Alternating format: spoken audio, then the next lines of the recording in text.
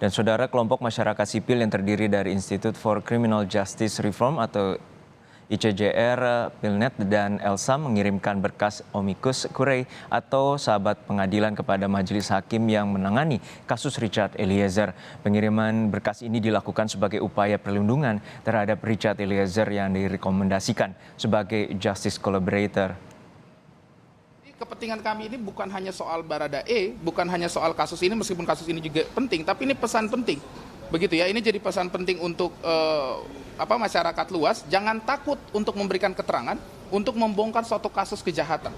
Nah, ini juga penting untuk hakim dan jaksa, karena apa? Yang mendapatkan keuntungan, kalau kita mau pakai bahasa keuntungan ya, kan pembuktiannya ada di jaksa, ada di hakim. Jadi kalau jaksa dan hakim tidak mendukung sistem justice kolaborator, ya nanti penegakan hukum kita tambah sulit, apalagi kasus-kasus seperti kasus korupsi, kasus narkotika yang sangat terorganisir, yang sangat susah diungkap, justice kolaborator jadi penting. Jadi itu bagian yang paling penting. Jadi kita kasih lihat contohnya, kita beritahu kepada hakim. Saya rasa hakim juga sudah cerdas lah, beliau sudah tahu ya, ini kan cuma masalah dukungan.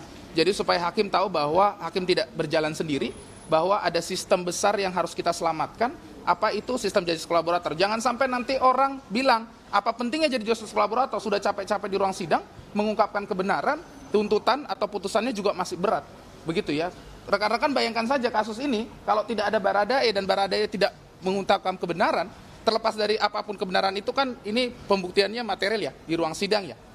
Hakim dan jaksa kita beri kewenangan itu untuk menilai, tapi bayangkan kalau tidak ada Baradae, kasus ini akan sangat susah terbongkar. Jadi itu yang paling penting, rekan-rekan isi dari amicus curiae ini atau dokumen ini ya, dukungan kepada hakim.